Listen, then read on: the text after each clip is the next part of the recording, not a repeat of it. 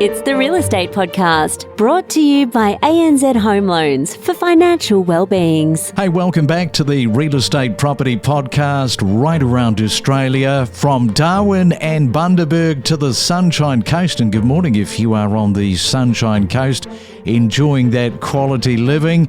We are streaming on your favourite platforms like Spotify and Apple Podcasts. And if you want to get in touch, don't forget our email address, as always, is myrealestatepodcast@gmail.com. Well, it's a Monday, February the 2nd, and unfortunately all four major banks are now saying the Reserve Bank should lift the rates again tomorrow after the inflation came in hotter than expected late last year. The consensus is a move to 3.85%. The big question is whether this is a one-off reset or the start of something more uncomfortable for mortgage holders. And it's on that note from mortgage holders to tiny living, because after years of high rents, stubborn interest rates and stretched household budgets, tiny homes are no longer this novelty factor. They're a coping strategy for many people. What started, probably fair to say, as a fringe lifestyle choice has quietly become this pressure valve for renters and self-employed Australians looking for affordability. You've also got to have that flexibility in the mix and a calmer way to live without leaving the country altogether. So on this note, I want to take you to Melbourne and catch up with Brad Busuttil from Deluxe Tiny Homes. And welcome back, Brad, onto the Real Estate Breakfast. We have featured you before. Last year, we were talking all about the tiny homes. You were extremely busy, and you probably would have revelled in the Christmas New Year break after all those tiny homes that you were busy making. Hey, Greg, thanks for having me back on. Yeah, spot on. I was really looking forward to having a bit of a break, but unfortunately that wasn't the case. We were able to build 26 homes in the last 12 months, and over this break, it's just been chaos with inquiries. We're already booked out to the end of April and on track to do another 40 builds this year.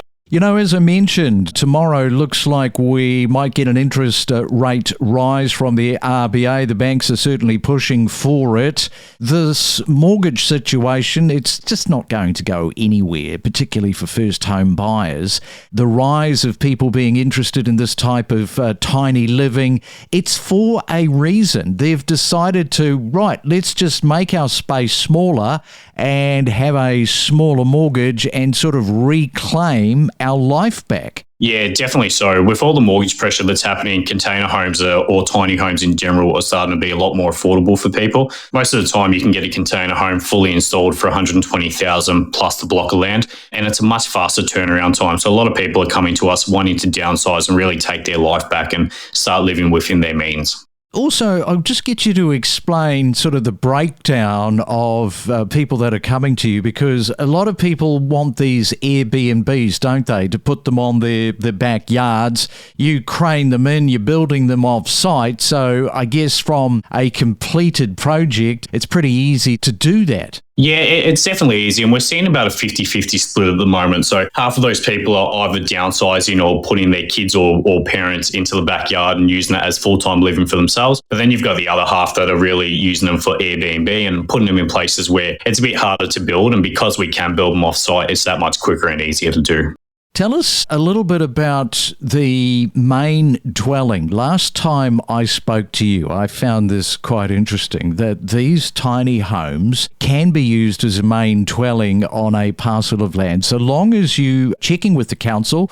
That's key, because you don't want people to come to you and they haven't done their homework, because then you've got this completed project and you say, well, you know, we can't put that on your land because it doesn't comply. Yeah, exactly. It does surprise a lot of people. Typically, we do these homes as a secondary dwelling, and that's a lot easier in Victoria due to the planning exemption things in place at the moment. But it can always be done as main dwelling. We build these to a 1A standards according to the NCC. So it's no different from building a normal house. You just got to do your planning permit application, check that you tick all the boxes, and then it can be done through a standard building permit as a main primary dwelling.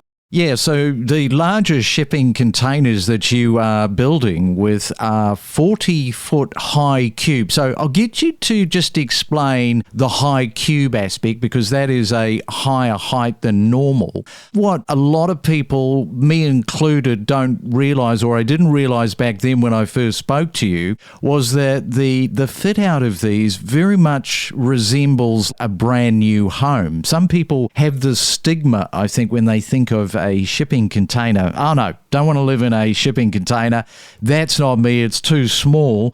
Yes, it is a small space, but it's horses for courses. If you want a smaller mortgage, this is an option. So just explain that process. The build process is like a new build, and there is that stigma. But once people, I think, walk through one, they go, well, I didn't realise that this was finished to such a high standard. Yeah, you're definitely right. And a good point you mentioned there was the high cube container.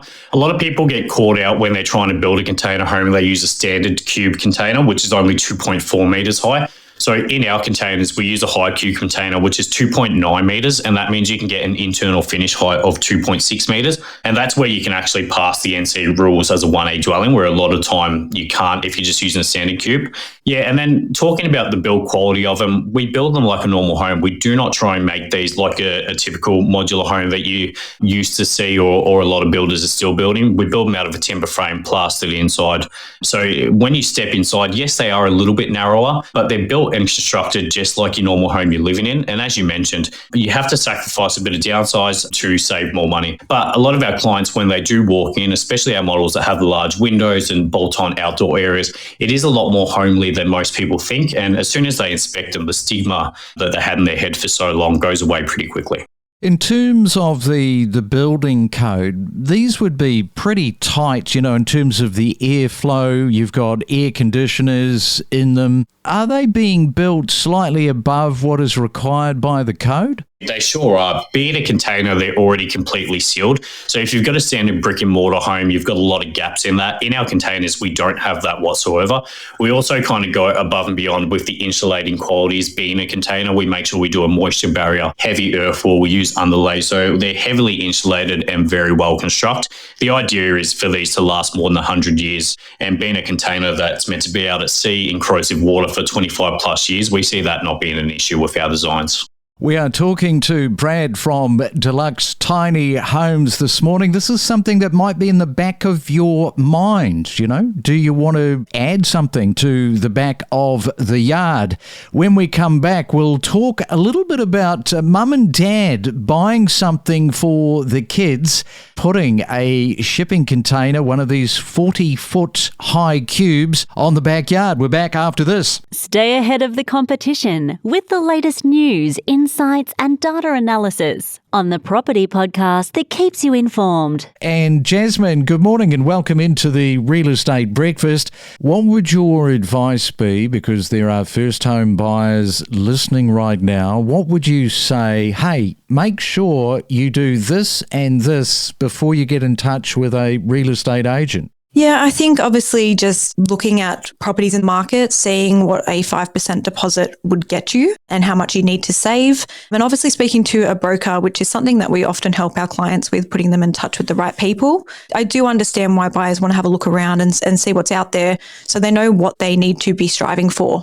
And what about those mortgage brokers and the lack of engagement with a lot of first home buyers? They just don't sort of tap them on the shoulder and say, I need help here, please help me. They seem to think that it's a better idea just to try and negotiate with the bank on their own, which is not a good idea. Yeah, you're right. That's exactly what I tell first home buyers all the time. Speak to a broker, find the best deal for yourself and your situation. But of course, a lot of people, when they're doing this for the first time, they don't know that. So I am happy when they come and start to look at open homes because I can give them that advice that they need and get them in touch with the right people. From first-time home buyers to seasoned investors to breaking property news. Discover the stories behind the real estate. It is a Real Estate Monday and we are in Melbourne talking to Brad all about tiny living.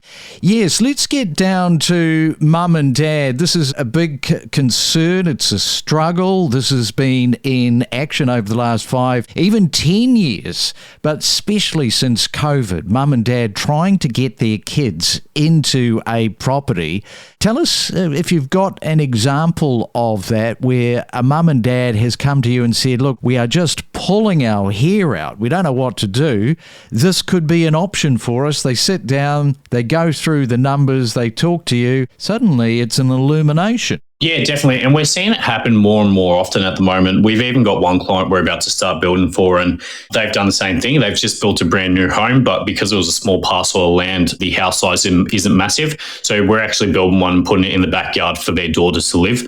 And I think things have really changed in the last 10 years. 10 years ago, your kid used to turn 18 and you say, right, time to get into the real world, look for your own place. But the way the housing market is at the moment with rent just not being affordable, I'm seeing so many more parents come to me, and not even the children that are coming to me. It's the parents themselves saying, look, they want to give their kids a bit of a head start. They want them to start living by themselves, but I know they can't afford rent. So they're putting one of these in their backyard for 3, 4, 5 years until they save up, and then they can repurpose that unit as well as put a roof over their kid's head and help them kind of grow in the market themselves.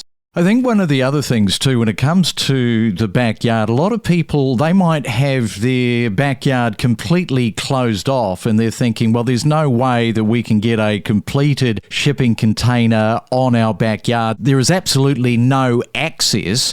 One of the things I think is a positive, because you're building these off-site, you're able to crane them in right over the house if necessary. Have I got that right? Yeah, that's spot on. And a lot of people do think that there's not really an option, but we've got so much technology with cranes and Franna trucks and that kind of thing that there usually is 9 times out of 10 always going to be an option. And the good thing is, because we build them off-site, our foot traffic is very minimal. The install usually only takes a day or 2 and all the other works are completed off-site. So it's simply just doing some footings, the electrical and plumbing, and then craning it in, and it's pretty much ready to go. Yeah, that's got to be the best part. The worst part about building is just the continuous flow of tradies in and out of the site, especially if you're building on your existing property. You don't get that. Well, that's great stuff. I know that we've got a podcast series with you, Brad, and we're going to be talking to you in a few weeks' time, breaking down this whole sort of story about container living, tiny home living, making that mortgage a little more manageable, and that's always got to be a good thing. Thanks for coming on to the Real Estate Breakfast, and we will talk again soon. I better let you get back to those containers. Yeah, thanks, mate. Better get back to building, and looking forward to a few more episodes and talking everyone through the process. Cheers. From interest rates rising, a shifting landscape, rentals running hot, clearance rates, a tight rental market, buyer-vendor sentiment, we cover it all every morning from 6 a.m. on the Real Estate Breakfast. And experience, not emotion. I know that is something that you are hot on, is driving most decisions right now.